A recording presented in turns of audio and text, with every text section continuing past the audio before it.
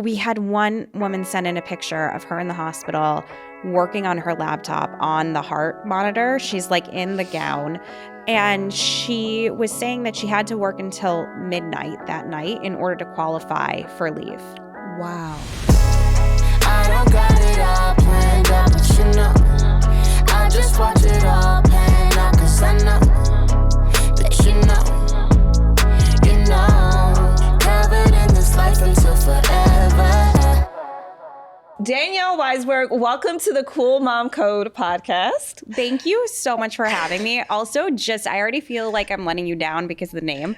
I'm like, am I a cool mom? Oh, I don't know. God. See, this is the first myth that we should debunk here right now. Okay. Yeah. You are absolutely a cool mom. You walked in as a cool mom. You are the ultimate cool mom. I'm really excited that this is on video. So like in 5 years when my kids are old enough, you can tell them. They probably are 10 years when they like hate me and don't think I'm cool, I'll be like, you know see, what? At one point I was. This is the funny part though. The problem is, will they even think this is credible? That's the problem. No, right probably there. not. Probably not. They'll be like, good try. They'll be like, yeah, okay, mom, great. How old are your kids? My oldest is 3, and my youngest turns 2 in 3 weeks. 3 and 2. You went back to back. Boys. Yeah. Wow. You were like bang, bang. It was not exactly the plan, but you can't plan that. It doesn't, like always work out how you think it's going to be. Well, that's life, isn't it? Isn't that the blueprint of life? Yes. I was telling you before we started that you are a little hard to find information on. There is ultimate, if you don't know Danielle, let's just recap really quick, and we'll do this in the intro. So this is a recap for everyone's listening right now. But Danielle is the co-founder of theSkimm, which is a phenomenal site. Jess and I have been on there when we promoted Honest Renovations. Obviously, I've been a fan for it of years. But it is a site for women that you do a lot with. You talk about things from women's issues to political things to women at the workplace to how to talk to your husband about having a baby to vaginal health. I mean, you go the whole gamut. So we'll get into that because this is not about theSkimm. This is about Danielle. I want to dive into you a little bit first. Okay. Which I know is a little hard for you because when you go on things, I'm sure it's usually about theSkimm. Totally. And I think, one is that's on purpose because when we started the company, we did not want it to be like tied to who we were or even like how we aged. I'm like, I don't want to have to try to be what I looked like at 25 when we started the company. And the other reason is that it's really not about, the company should not be tied to what Carly and I feel or think. It is about the giving access to the information that makes it easier to live smarter, which is exactly what any woman who is living through this time really needs. And there's a huge void. At the same time, Carly and I are the founders, we're co-CEOs. We have grown this and we've grown up, and that mirrors a lot of what our audience has gone through. I was going to ask that because, listen, first of all, starting a business with your best friend is not necessarily the easiest, right? Because then the lines blur quite a bit. I know this firsthand with Jess and I, with all the things that we've done together. You kind of like the friendship, I've noticed at times in our relationship, the friendship has come second. Because you're so worried about the business, or you're worried about what we're doing, or worried about like getting things right. And so all of our conversations become, did you see this? What about this one? How do you feel about this interior design? What about this family? Did you get the notes on this one? Did you do your edits yet? Have you blah, blah, blah? How do we switch this up? It's like, that's what all of our text messages become instead of, hey girl, how you doing? Yeah. What happened with the babies today? Yeah. What did you eat for dinner? You know what I mean? Or whatever the girlfriend, best friend kind of conversation is. You guys started this, but you guys met in college, you and Carly. So we went to different schools. We met in Rome. Yeah. So not even, it's one thing if you meet in college, you're like carefree. Like we met studying abroad in Rome. Yeah. We were like, going out Also, we're both foodies, so we bonded over trying to find fried artichokes that were like a specialty there. What? Yeah. And then we became friends. And after college, we realized we were both working for NBC News. Wow. And Randomly. Wow. Like there's like a little internal messaging system and it's called Top Line. I don't even know if it exists anymore. Yeah. And Carly had read something that I had written for like our political unit, and she found me on Top Line, and literally from there, it's like kismet. Like our lives just overlapped. She was moving to DC. We became friends there because DC is a tough place to meet people. And then we wound up both living in New York. We were roommates in like a super tiny apartment, both working at 30 Rock. Really? When we were like 24, 25 in this just like stage of life. Wow. Wow. You were the TV show, 30 Rock. That was you. That was you guys living. One of my biggest things is that I did not get into the Page program at NBC. It's like the biggest chip on my shoulder. And so like Kenneth the Page and 30 Rock, I'm like, I never got to be him. Wow. Wow. Well, you know what? You got to be other things. That's true. That is true. Your destiny was somewhere else. Yeah. So do you feel like now that so as Skimm grew, and I know I keep talking about Skimm, but I think it's just because it's a mirror of your relationship with Carly too, and working with your best friend. Do you feel like as Skimm grew, it really was kind of a mirror of what you and Carly were going through, or maybe not tied into that as much, but it was a mirror of what you saw women needed at that point in your lives as well? Yes. And not as much of like, Carly and I were on this like financial health journey. So that's when we started Skimm Money. It was much more like our background was producers in news. And in 2012, when we started, it was like there were all of these social platforms that at the time we found overwhelming, which today have only gotten worse. And there was no source of news and information that like gave our audience, who's really just us and our friends, news in a way that we liked, we felt comfortable with, or like spoke to us.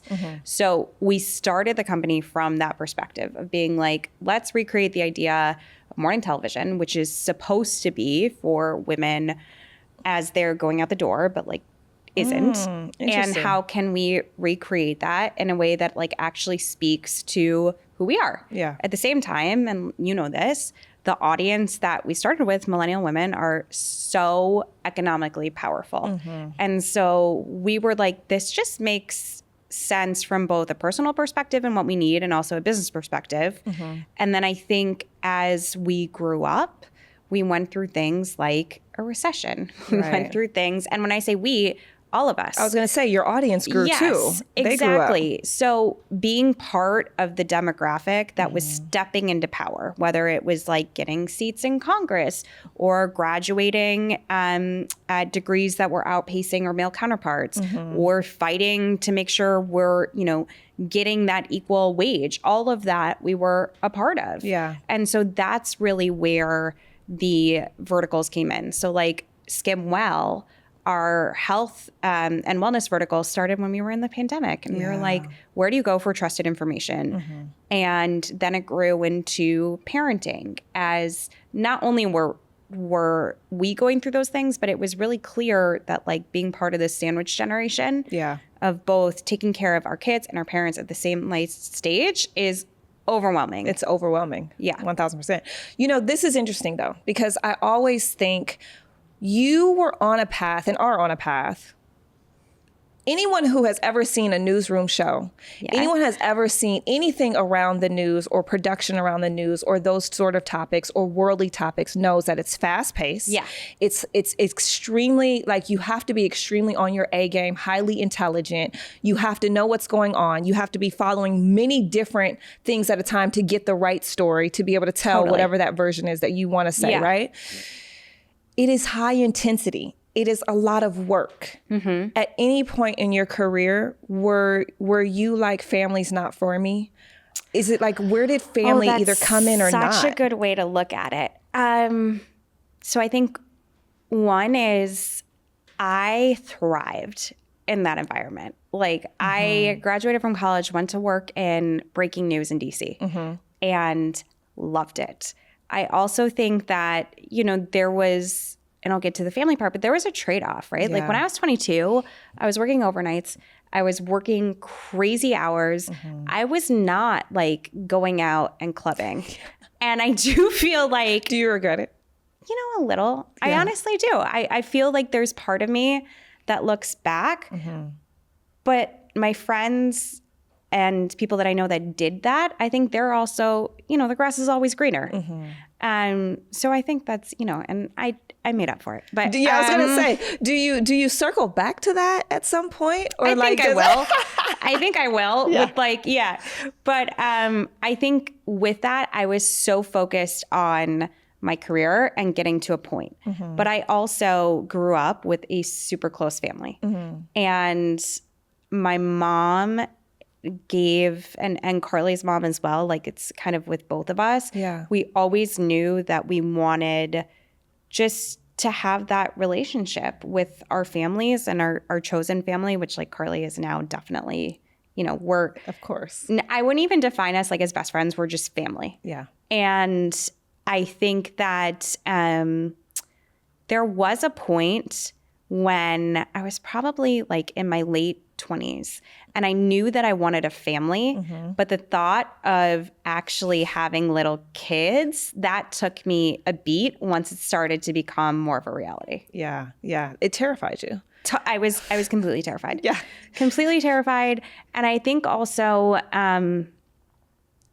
you know, that kind of adrenaline, very focused thing speaks a lot about what your personality is like. Like I am a procrastinator, but if you give me a deadline and it's in 2 hours, like every second will be spent. Yes, that like, is me. Yeah. I will stay up till 5 a.m. if I have to get the deadline done. Yeah, but if you gave me 2 months, it wouldn't matter. We're not talking about it until the night before. Yeah, exactly. 1000%. So I think in some ways with kids, it was like, you know, and it wasn't as easy as I thought it would be. Did you feel like there was a deadline with kids? Yeah, I did. What was your deadline that you gave yourself? I think that it was more like probably biological in a way. That like, okay, I'm in, you know, my 30s, should probably start thinking about this. And with that, it wasn't so easy for me with my first one. And as soon as there was a hint that this isn't going to be like, okay, like, you know, bam, bam, I have a baby, I'm pregnant. That's when I was like, oh, I want this. Yeah. Like, what are we going to do? Let's get this going. Clock is ticking. Interesting. And, once you saw the challenge on how to get to the goal, that's when you locked in. Completely. That's hello. Yeah. Hello. Did we unlock? Yes. We unlocked. We unlocked some. That's interesting that the challenge was for you. What pushed you to get to the goal. And I think also, you know, once I then had my kids, I became completely obsessed. And I will say, since we're talking about this, like the one thing that I feel like being a mom, being a working mom, everyone tells you how hard it's going to be. And all of that is true. Yeah. I think no one really told me how much I would love it. And that's the part that I wish, like going back, that I like would have told myself is like, that's interesting. Yeah. And everyone talks about like, oh, it's going to change you so much. Yeah. And I think I was so locked in on like, but I like this intensity about me. I do think you're right. A lot of people talk about not the negative, but the draining. Yeah. Oh, it's so tiring. It's so draining. Everything about you changes. There's no more time for yourself. Yeah. You have to make time for that self-love time and all these things. But you're right. Like the moment when you wake up and you see those children, you're literally, there's a sort of light that beams that you just can't explain. Completely. Yeah. And I think not enough people, well, I think maybe it's something that you can't really explain until you feel it. I agree. Yeah. I agree. It's not anything words can do. But do you also think there was a shift? And maybe you're a good person to talk to about this because I do feel like you're tapped into all of these different places. And as a mom, you know, and a fairly new mom, a 3-year-old and a 2-year-old. I mean, you've been in the game, under a decade. You know what I'm saying? So a fairly new mom. Do you feel like there was a shift? I feel like there were sites, and I won't name them specifically just because I don't want to be that person, but there were sites that started to zero in on the negativity or the harshness or the heaviness of motherhood instead of the positive. Whereas before, if you think about it, we saw, I believe that I grew up with this idea of motherhood as they didn't necessarily talk about the problems of it. They highlighted like it was amazing and it was all good and great, but it didn't feel genuine. It felt like it was like just like surface level talk, right? Like I feel like that's how I grew up with motherhood. And then it shifted to this space of like, it's so hard and everything's so negative. And oh my God, you have to make lunches every day and you can't get out the door and you forgot your underwear today. It was just like that. And so what do you think our shift is now? Okay, so I think there's so much in there. The first is you couldn't wait to talk too. You were like, no, I was in it. The first is that I learned so much from my mom, who absolutely loved being a mom. She also was a stay-at-home mom for a little bit. And then she really like created this big career for herself later in life. I love that. And I think watching that was huge for me. She was always like, no matter what you have, you don't depend on a partner. Wow. You secure your own financial independence. You always have money to take care of yourself. And this is while she was married still? Oh yeah. My parents like were married. I stayed married until my mom passed away a few years ago. I'm sorry to hear that. And that was the best thing, not necessarily to hear, but to see, right? Like work is not just about, yes, obviously financial, but also the feeling that you have something for yourself that is different than what you are giving your kids, what you're giving your partner, what you're giving your family. And I think watching that was always really important. I heard a quote and it touched me in more ways than I ever thought it could. It said, a mother was telling her daughter that you are one of the greatest things I've ever done in life. Yeah. But you're not the only thing that I've done in life. Yes. And that really stuck to me because I think you're absolutely right. For a child to be able to see a mother do all the things and still love them completely and wholly, but then also love themselves completely and wholly to be all the things that they want to be is a great example. Totally. And I think also, so I have 2 little boys and I think about, if they are looking for a partner later in life, like I want them to go for that girl. That like, like what are you modeling? And I think also with that, my mom always said this and it really stuck with me. You can do it all, but you can't do it all at the same time. I think I've read that about, yes, you have said that before. And Carly's mom, very similar, like also ran her own business, like, and I think in that way we saw that and that was a huge driving factor for us. Okay, now listen, I love that. Yeah. You can do it all, but you can't do it all at once. How do you apply that to your life now? Well, one is we've been running the company for 12 years, right? And my oldest is 3. So I don't know how I could have done this if I had had kids when we were starting out. Right. And that's just my personal journey. I think the other thing too is you talk about that change from like glorifying motherhood to being like, this is so hard.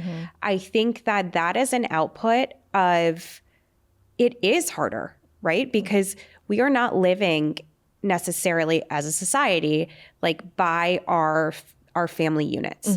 There is a different expectation of help and childcare being something that you have to budget for than like other places where it comes from generational support.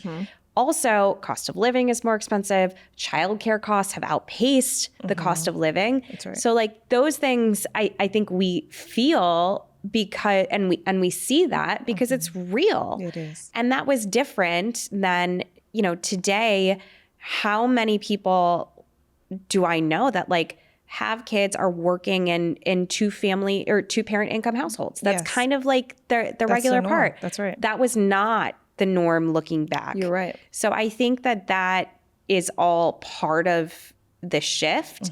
And as women, we take on the burden of being the default when it comes to childcare, when it comes to taking care of our parents, when it comes for planning things. And so we're seeing that showing up in the content that is being produced. And so I agree with everything you're saying. I really do. And I think you're absolutely right in terms of that shift. What do you feel like with all the things that you just mentioned, taking care of your family, your older parents, right? Yeah. Taking care of your family, your young family, your career, with everything going on, and even going back to the statement of what your mom says, what do you think you're sacrificing on each end? Like you said, you had the business 9 years before you had children. What did you have to sacrifice in business to have the kids? And what do your kids have to sacrifice for you to still be present in business? So I think I'm in this really weird group of new moms because I have 2 pandemic babies. And when you went back to back in the pandemic. Yeah, exactly. Danielle. I was 6. I mean, like, what else were we going to do? People are like, I hear 0 to 1 is really hard. I was like, well, I was home anyway. Yeah, like exactly. I wasn't going out. Exactly.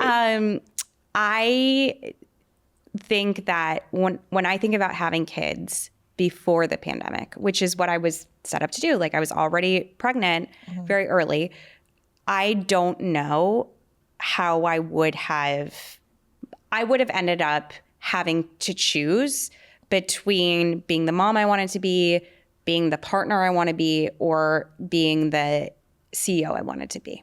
Because I was traveling every other week. I was working, I would take the red eye, come back, sleep, go to the office. And I didn't know another way to do it. Right. And then the world shut down. And we had to learn another way to do it. And for a business that was always in person, like that was so much of our culture, to have to do it overnight was, obviously I wish like a global pandemic isn't what it took. Right. But it showed me that I could do it and how to prioritize. Just also a really quick note. If you're loving this content, our podcast with all of our amazing guests, we love sharing their stories. It really is such a joy for us. Then you're going to love thecoolmom.co. Make sure to head over there. It is everything that you can think of lifestyle. So we have fashion, food, we have amazing interviews with a lot of other cool moms as well. So check out all of our Cool Mom Co features, shop our merch, do all the things. Check out thecoolmom.co. You know what I just thought of? In the beginning of the conversation, the challenge, the goal, and it pushed you towards the goal. It's once again here. Yeah. It's interesting to see the threads. When people talk and share their story, it's interesting to see the threads. And the thread was pandemic, not the greatest circumstance by any means, but challenge accepted, goal. This is so weird to be on the other side and be like, yep, no, you're right. But if I'm doing the math correctly, and pardon me for this, because I know this can be a sensitive part of what I'm about to ask, but if I'm doing the math correctly, your mother passed around the same time because my mother passed. And that's the only reason why I ask, and I apologize too. And I'm sorry for your loss as well. But so within this realm, I'm putting the pieces together as you're talking. Not only are you new baby, pandemic, business having to shift to see what that feels like outside of the office, but also a loss for you. Totally. I mean, I got pregnant about 1.5 years after my mom died. Wow. And I think when you talk about support and what you think motherhood is going to look like, my mom, I'm from Chicago. I live in New York. Yes. And my mom was always like, I don't see those babies. And like, I was not thinking about having kids when she would say this. Like, I will never forgive you. I'm like, Mom, I'm not pregnant. We're not trying. Like, what babies are you talking about? Yeah. And I always thought, and what she said would be like, you can go on and do what you have to do. Like, she loved that we started this business, and she'll be like, I'll fly in, like, I'll take the baby and you go do what you have to do. Yeah. And so I think that was the hardest part for me. And it's still hard, but I also think the biggest difference, and this is something we haven't talked about yet, but I think is one of the most important parts to my story, is that I have resources that make it easier. And when we talk about resources, it's not it is partly financial, but it's also that in our, within 20 minutes around us, my in-laws are there. My sister is there. My cousin, who I used to babysit for, who is now babysitting my kids, is there. Wow. And that is huge. And we also have the most amazing, caregiver who is the reason why I'm here now. Yeah. Because she's sending me videos, she's telling me what's going on with my kids. And that allows me to not just physically be here, but to be able to focus on sitting here and talking to you. A lot of the women who come on the show, fortunately, I don't know why you guys come on, but there's something happening here. You guys are a lot of women that come on the show are very successful in business as well. They have created these villages. Yeah. And a lot of times, I think that there is not enough conversation around talking about the support that women also have to help these families grow in such a way, right? Yes. We are thought of that we're supposed to have 15 hands and be able to do it all. We're supposed to take care of the kids, go travel, do the work, be in the board meeting, sign these checks here, employ this person, come home, make love to our husbands, do all this, blah, and blah, put blah, it blah, all blah. on Instagram and feed have them, it look good. and exactly, and show the highlight reel in every sense of the word, right? But I do think that there's something always really important to highlight for people who are at home and they're looking at these stories and they're listening to you guys and, listening to us talk, that it does take a village, whether that village is family, which is so important. I love this because I grew up in a multi-generational home, right? With my grandmother very much a part of my life. But also that it takes a village that you can create too, whether that's, someone that you find that is a great source of help or a community of friends or whatever it is, but it does take a village. It is impossible to do this on your own. Completely. And I think, I feel so lucky for the financial resources that we have. Also, my husband is also an equal partner in this. And so I don't feel like I have to check myself. That's right. When I feel like it's just on me, because that's not really accurate. That's like what's been ingrained in me. Right. And we look a lot at Eve Rodsky and Fair Play and what she's done. And I would highly recommend that to couples. And I think the last thing is I am shameless about asking for help. Shameless. Like I've got the text thread. I'm like, who haven't I asked for help this week? My sister, like last weekend, I needed to have some one-on-one time with my oldest. I'm like, can you just come over Sunday at like noon and sit here for 2 hours while the younger one naps? No way. Yeah. It's like, why not? I mean, I'll do it for them if they have families, and we've all done it for each other. And I love that. If you don't ask, you don't get. And I think that is true in a lot of things in life. And I think part of being raised in that close-knit family is like, hey, mom's not here. I got you. I'm pulling you in. And I'm really lucky that I have that relationship around me. I absolutely love that. I think that is definitely something I will take away from this episode. What's funny? I have no problems asking for what I want in business. None. Yeah. I will ask whoever it is. I will speak what I want. I will speak up. If I feel like I deserve it, I will. I could shout it from the rooftops. In terms of like asking for help from friends and family, though, it is the hardest thing for me to do. Oh, you got to get over it. It is. I think I have. Well, the other thing too is like I don't just do it. I make my husband do it too, and he's not good at it. Yeah. And I'm like why? Him. Like we will show up. It's not just asking. It's also the other side of it. Yeah, it's a two-way street. Yeah. I think it's important. I think I just have a hard time asking people for things outside of my mom. Yeah. My mom would have been the person that I asked for everything. And it's funny because when I think about it, I don't think I would have asked. I think I probably would have just expected, which like says a lot about how you think about your main source of help. When my mom passed, I say this all the time, I felt like I'm not close to my father. So my mom was a single mother. Yeah. She raised 3 kids. I felt like my only source of unconditional love went with her. And that was very difficult for me. Yeah. Do you have something like that you felt that you lost in that moment? So my dad is around healthy, knock wood. And he, you know, is a great parent, but he's not my mom. Yeah. And he would say the same thing. Yeah. He even said when I had my first baby, he's like, you know, I'm going to be really honest with you. Your mom would have flown here. She would have taken the baby. She would have said, go rest. She's like that. He's like, that would have been so great for you. And like, that's not me.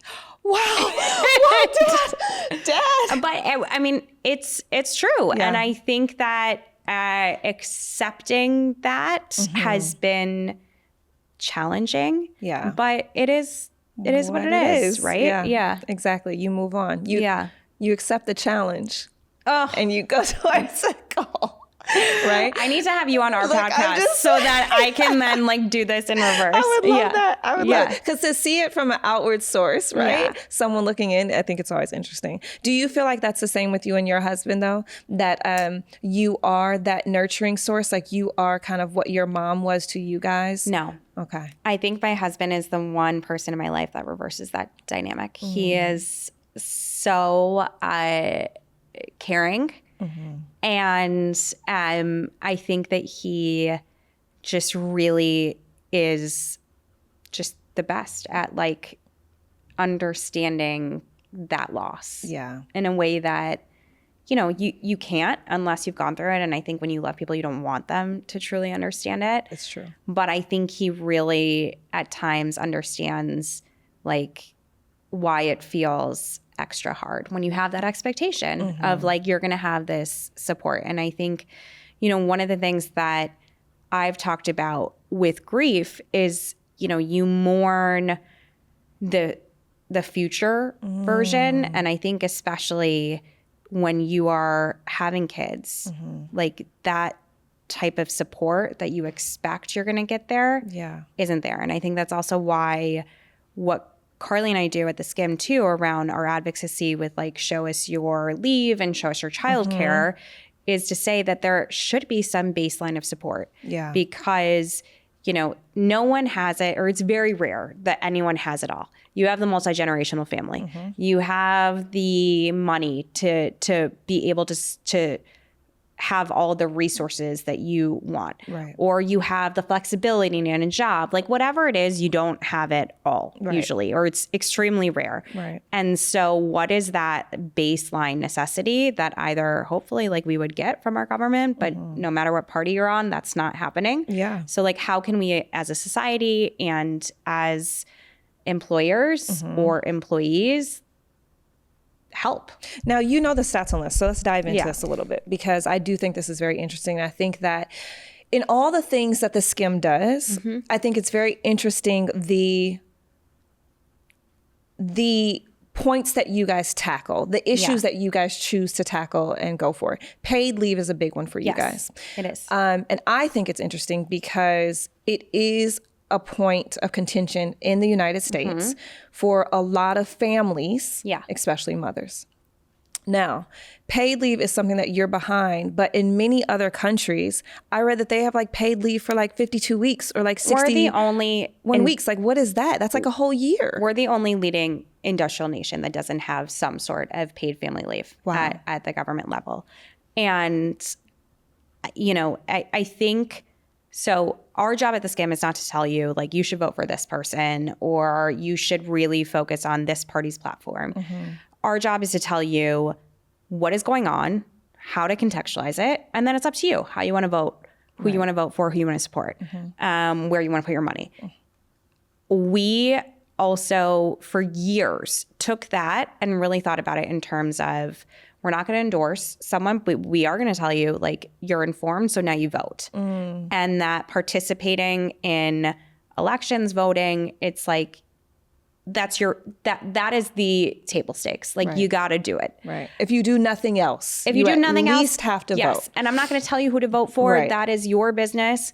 But I'm going to tell you, like, you know, we as women, as certainly women of color, have fought for this. Get informed, show up and vote.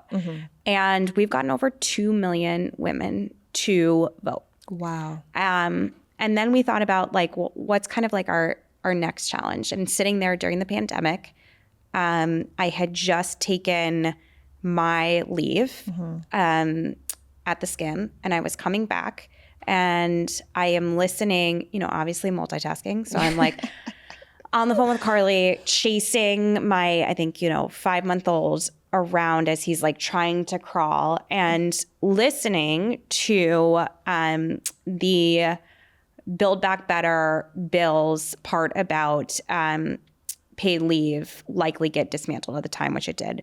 And it was just like, this is BS. Can I ask you a question? How long was your leave at theSkimm? How long did you take off? 18 weeks. 18 weeks. And that is our policy. We set the policy before Carly and I were personally thinking about, having families. It just felt like if we are going to have, and I'm so proud of our company that is made up of women. And young families. Right. Like, how do you actually support that? Right. And I will say, like, I do want to set the honest truth that I took 18 weeks. I know you were. Yeah. I know you're. This is why I asked. Because listen, I'll tell you, I had a baby. I had my son, who's 6 now, but I had him, I don't know, let's just say on a Wednesday. I was back on camera in like a week and a half. Yeah. And I had people text me like, you just had a damn baby. And that was literally my third. I was like, okay, I know what this is all about. I would have never done that necessarily with my first. But you are back into the rotation of things without even thinking about it. However, it would be nice. Do you feel like from owning a business, right? Do you think that from a financial standpoint with government help and with government like tax breaks and all those things, that it is possible for us to have a 52-week paid leave in the United States? Do you think that's a goal that we could achieve? I don't think that, I think first of all, our culture, our work ethic in the US is not the same as a lot of countries out there. So I don't think that it's helpful to look at what other places you have. I think we know we need something that is at least like the floor. That's right. Standardize across the board. Standardize across the board. So it doesn't matter if you've changed a job and you didn't put in the X amount of time that you needed to in order to qualify for the leave. You're 6 months, 2 years, whatever exactly. it is. Right? So I think there are so many issues that I would love to be able to sit here and debate, well, I think it should be 12 weeks or I think it should be 30 weeks or let's just start with being able to get to the point where you are physically okay to go back to work. And and that's what we heard from our audience is we had one woman send in a picture of her in the hospital working on her laptop on the heart monitor. She's in the gown. And she was saying that she had to work until midnight that night in order to qualify for leave. Wow. So it's just, I think let's start with what is missing and that no political party has given us. That's the thing. This is not Republican. This is not a Democrat thing. This is let's prioritize not even women. And I think that's the biggest mistake that I hear is let's prioritize the economy. Yeah. We need women to stay in the workforce. Right. We need women to make sure that they are staying in the workforce, collecting a salary that then is going into 401ks. Because if they opt out, then we're going to have to deal with how we support retirement, and we're probably not going to have a Social Security. We need a birth rate to not decline to be able to have these things. And so looking at the trillions of dollars that are at risk, that argument, that's the one that I want to see. I would love it if everyone felt also, let's support families. This is the right thing to do. Let's support women, but we don't need that. We need people to recognize the economic impact that we are forcing on ourselves by not fixing this. I love that you're taking it out of an emotional standpoint, even as a mother, and you're saying, look at it from a financial standpoint. Look at it from, hey, baseline, so we don't go into recession. This is how the economy needs to work and needs to operate. To look at it from that viewpoint instead of from a viewpoint of, I'm a mother, I need to spend time and bond with my baby, because that's another viewpoint. Totally. That the bonding process between a mother and a child in that first 12-week, 4-month, whatever window is imperative. So take it from that. Yeah. Let's move it from that standpoint. And I love the fact that you're coming from a different angle that reaches more minds, because I think that obviously we as mothers now, we understand the emotional, like nurturing point of it. But in order to reach a larger audience, you do have to talk about it from a different And angle. I think also part of that too is, and what we get asked a lot about is, you know, how does this work from the business standpoint? And I think, you know, our partnership with Moms First, which has done amazing work around this, is I think there needs to be more work done around how do you build a modern day benefits package to support actual employees today. Right. So, you know, if we're having babies later in life, what are the fertility options that you may want to offer? If you're looking at time off and you know that we're part of a generation that's taking care of parents and our kids, then you shouldn't just think about paid family leave. It should really be paid leave. Because that can look drastically different and for each individual. Yeah. And that doesn't mean that like having a baby should necessarily be prioritizing more than taking care of a parent that is on the other side of their life. Because there's a lot of women who don't want to have kids. Exactly. Yeah. And I think that all of that needs to be thought out. And if you are one of the places that is doing that, that is going to end up saving you money because you're going to be able to attract and retain talent. That's right. That's right. So do you want to run for office one day? Is this is this the goal in the grand scheme of things? I have Danielle Weisberg for if you would ask mayor, me, president, congresswoman, what are you thinking? I don't, I'm thinking I got a lot of work to do. I'm thinking like what's going on my phone. Yeah. I'm thinking you have the biggest smile on your face right now. That's what I'm thinking. No, I won't put you on the spot. Do you see any more kids in your future? Oh my gosh. It's the big question for us. Yeah. I have no clue. And if you had asked me if I would have ever had 3 kids or 1 of 3 kids before I had kids, I'd be like, that is insane. No. And my husband would have been like, yes, sign me up. Yeah. And now I'm like, I don't know. We'll see. I don't know. You know, you're a back-to-back home run here. So I don't know. You know, it's always funny that it always, for me, it was the 3-year mark that I always would think about the next child. Yeah. And I have 3 now. So it would be at 3 years because that was the moment where I felt like they started to gain a little bit of independence. Yeah. We were starting to get out of that diaper stage. There was, you know, breastfeeding was over. It was like all of these milestones were happening. And that's where it was like my husband and I, mostly my husband, trust me, was like, hey, tap, tap, tap. Hey, you want to do another one? So, you know, this is the time where you start, those thoughts start creeping in. When you do decide, come back here and break the news first on the Love Code podcast. Danielle, this was amazing. Thank you for not only bringing your knowledge of so many things that surround women and so many issues that surround women to us on a daily basis and here today. Thank you for also getting personal with me because I know that this is out of your comfort zone. Yes. But I think it's very important for women and mothers to hear your story behind the scenes because you have so much to share and you have so much that you've gone through yourself to help even build what your company and what you are all about. And I just love the fact that you're giving that to your boys now too. So thank you. Thank you so much for having me.